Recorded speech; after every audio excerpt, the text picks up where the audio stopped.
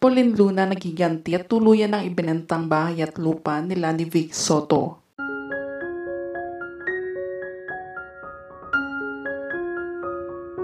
Tila kahapon nga lang ginulantang ng TV host na si Vic Soto ang lahat nang aminin nito sa publiko ang namumuo umanong relasyon nila ng kako-host nito sa Itbulaga na si Maine Mendoza.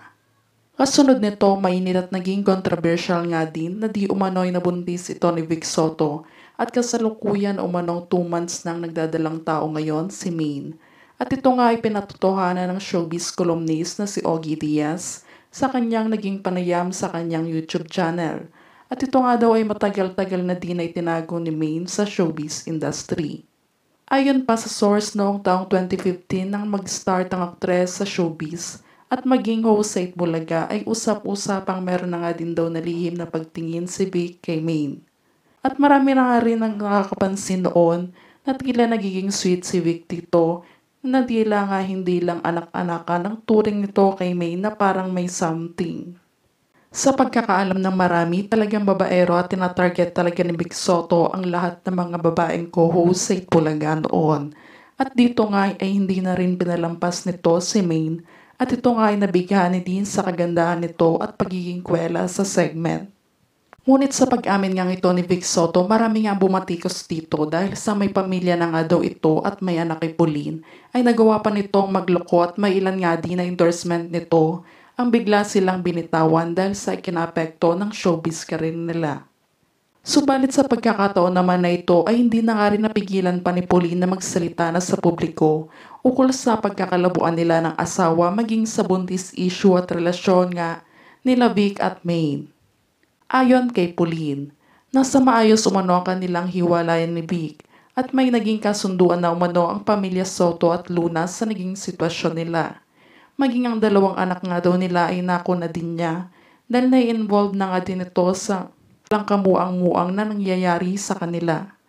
Nagpasya na nga din daw siya na ipahiram na lang ito sa ama kung sakali gusto nito makita ang mga anak. Pero kailanman ay hindi nito pwedeng angkinin dahil base umano sa case at kasulatan nila ay tanging ina lamang nito ang may karapatan sa mga bata. Si Pauline Luna ay 35 years old na habang si Vic Soto naman ay 70 years old na. At 14 years na nga silang magkasintahan at may naging 2 anak na sina Baby Tali at Baby Tia. Samantala sa kabila naman nito ay hindi na nga rin nagpatinag pa sina Maine Mendoza at Vic Soto sa sinasabi ng iba. Dahil kailanman nga daw ay hindi naging isang kasalanan sa kanila ang blessing na dumating sa kanila nang ibigay ito ng Panginoon. Kaya naman sana nga daw ngayon ay suportahan na lang sila ng mga ito dahil tao nga lang daw sila nagkakamali. Handa nga rin daw na harapin ni Vic Soto ang mga taong bumabatikos sa kanyang pamilya upang ipaglaban ang kanyang sarili at karapatan dahil pinapakita nga lang daw niya na hindi niya tinatakasan ang responsibilidad niya bilang ama sa mga ito at kailanman ay hindi nagkukulang bilang magulang sa anak. Dahil to the rescue nga daw siya sa mga needs and wants sa pamilya Luna at pamilya Mendoza.